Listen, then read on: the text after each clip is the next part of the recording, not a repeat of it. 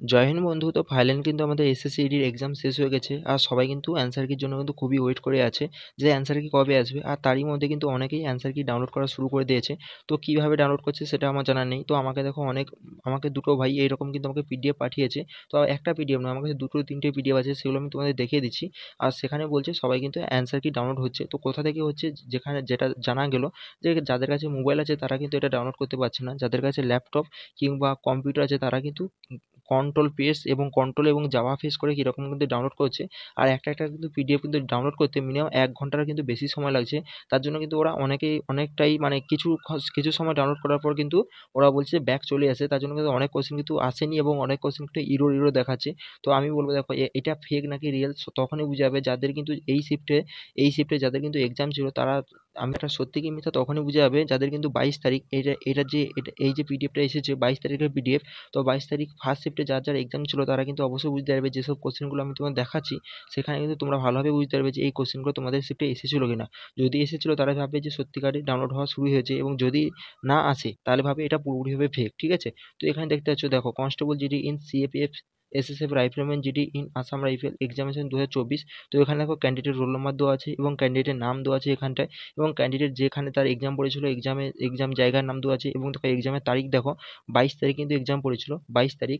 এবং দেখো ফার্স্ট শিফটে কিন্তু এক্সাম পড়েছিল এবং exam name constable GD examination 2024। তো দেখো 22 তারিখ 22 তারিখ যা ফার্স্ট শিফটে যার এক্সাম ছিল সে কিন্তু অবশ্যই তুমি দেখো এইসব কোশ্চেনগুলো তোমাদের এসেছিলো কিনা, তাহলে কিন্তু এখান থেকে ভালোভাবে বুঝে যাবে। আর যদি সত্যিকারে যদি এইসব কোশ্চেন এসে থাকে তাহলে ভাবে যে খুব তাড়াতাড়ির মধ্যে আমাদের কিন্তু অফিসিয়াল ওয়েবসাইটে অ্যান্সার কি আসতে চলেছে। ঠিক আছে, তো তোমরা অবশ্যই তোমরা দেখো যেসব আমি কোশ্চেনগুলো দেখাচ্ছি।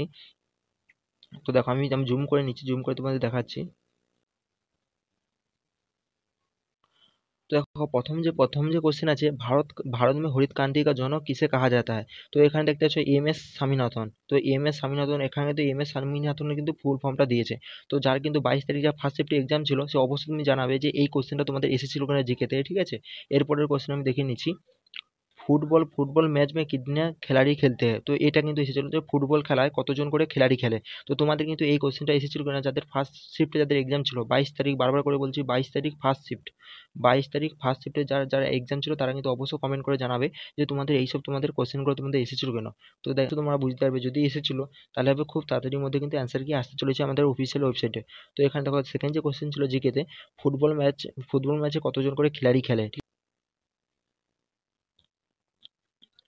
तो देखो এখানে 5 নম্বর যে কোশ্চেন আছে যে সাইমন কমিশন কো ভারত में কব ভেজা গয়া।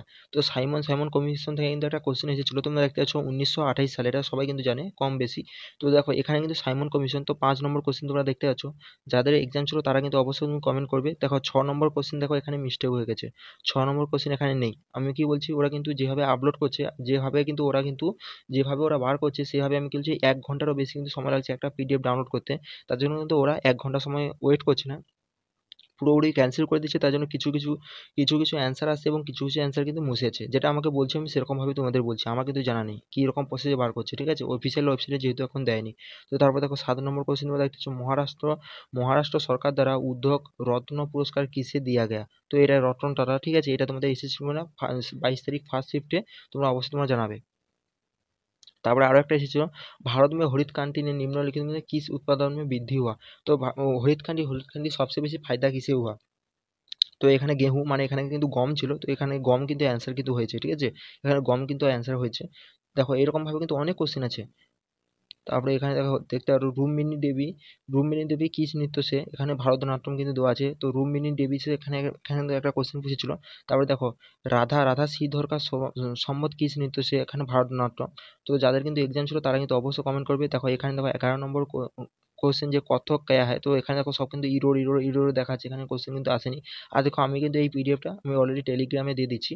আমি এই পিডিএফটা অলরেডি কিন্তু টেলিগ্রামে দিয়ে দিচ্ছি পিডিএফটা, তোমরা চাইলে কিন্তু সেখান থেকে ডাউনলোড করে তোমরা দেখতে তোমরা পারো। যাদের এক্সাম ছিল 22 তারিখ ফার্স্ট শিফটে তারা কিন্তু অবশ্যই তোমরা বলতে পারবে। ঠিক আছে, তো দেখো এখানে একটা তোমাদের গণিতের কোশ্চেন এসেছিল।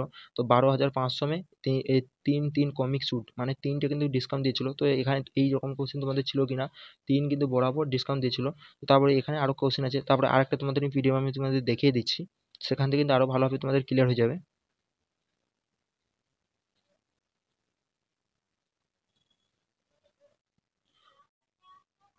তো দেখো এই যে পিডিএফটা এটা তোমরা দেখতে পাচ্ছ, এটা কিন্তু এটা অরুণ কুমার বলে কার নাম, ঠিক আছে। এখানে ক্যান্ডিডেটের রোল নাম্বার দেওয়া আছে এবং দেখো এখানে যাই এক্সাম পড়েছিল যেখানে, সেখানে তার এক্সামের নাম দেওয়া আছে এবং এক্সাম পড়েছিল 28 তারিখ। 28 তারিখ কিন্তু এক্সাম পড়েছিল এবং সেকেন্ড শিফট। তো 28 তারিখ সেকেন্ড শিফট কিন্তু যার এক্সাম ছিল সে কিন্তু অবশ্যই কমেন্ট করে তুমি জানাবে যে এরকম তোমাদের কোশ্চেন তোমাদের এসেছিল কিনা।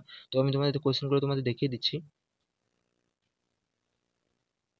তো এখানে কিন্তু ইরো দেখাচ্ছে। তো এখানে দেখো প্রথম কোশ্চেন আছে যে 2011 की जनगणना অনুসার অনুসার 0 से 6 वर्ष की आयु के बच्चों के लिंग অনুপাত क्या है। তো শিশুদের মানে 0 থেকে 6 বছরের মধ্যে শিশুদের লিঙ্গ অনুপাত কিন্তু এখানে বলা হয়েছিল। এখানে কিন্তু 919 কিন্তু এখানে লিঙ্গ অনুপাত দেওয়া আছে।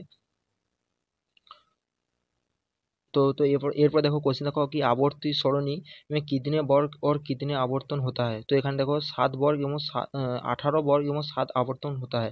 তো এখানে দেখো এরকম ভাবে তোমাদের কোশ্চেন পড়েছিল না, তোমরা কিন্তু অবশ্যই তোমরা কমেন্ট করবে। যে কোশ্চেনটা আছে যে টিপ্পনী টিপ্পনী किस राज्य का लोक नृत्य है। তো এখানে কিন্তু গুজরাট, এখানে কিন্তু গুজরাট কিন্তু অপশন আছে। তারপর দেখো এখানে যে আছে পণ্ডিত শিব কুমার শর্মা কিস বাদ্যযন্ত্রের সম্বন্ধে, এখানে সন্তুর কিন্তু অ্যান্সার আছে। এরপর তোমরা যদি দেখো हरित क्रांति किस किस पंचवार्षिक योजना से शुरू हुई। तो এখানে तीसरी কিন্তু যোজনা, তো এটা কিন্তু দেওয়া আছে। তারপর দেখো संविधान संविधान के तहत भारत भारत सरकार में भारत सरकार के कुल कितने अंग है। তো এরপরে দেখো 7 নম্বর যে কোশ্চেনটা আছে সংবিধান के तहत भारत सरकार के कुल कितने अंग है। এখানে কিন্তু 3 কিন্তু অঙ্ক কিন্তু দেওয়া আছে, 3 অঙ্ক। তো দেখো এরকম ভাবে কিন্তু অনেক কোশ্চেন আছে। তো তোমরা কিন্তু অবশ্যই আমি পিডিএফটা দিয়ে দিচ্ছি।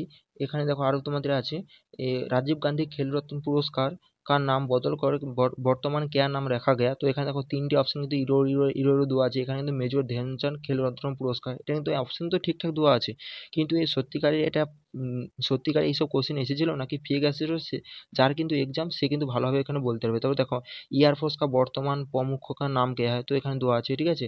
তো যার এক্সাম হয়েছিল একমাত্র সেই বলতে পারবে যে এরকম ভাবে কোশ্চেন এসেছিল নাকি আসেনি।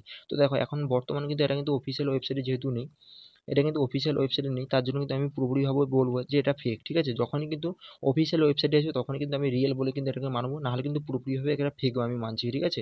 তো তোমরা অবশ্য কমেন্ট করে জানাবে যে এটা ফেক নাকি রিয়েল, ঠিক আছে। তো আর যাদের কিন্তু এক্সাম হয়েছিল তারা কিন্তু ভালোভাবে তোমরা বলতে পারবে তোমাদের এইসব তোমাদের কোশ্চেন এসেছিল নাকি আসেনি, ঠিক আছে। আর আমি এই পিডিএফগুলো আমি টেলিগ্রামে দিয়ে দিচ্ছি, আর টেলিগ্রামের লিঙ্ক আমি এই ভিডিও ডিসক্রিপশন বক্সে লাগিয়ে দিচ্ছি, তোমরা দেখতে দিচ্ছ অবশ্যই তোমরা দেখতে তোমরা পারো।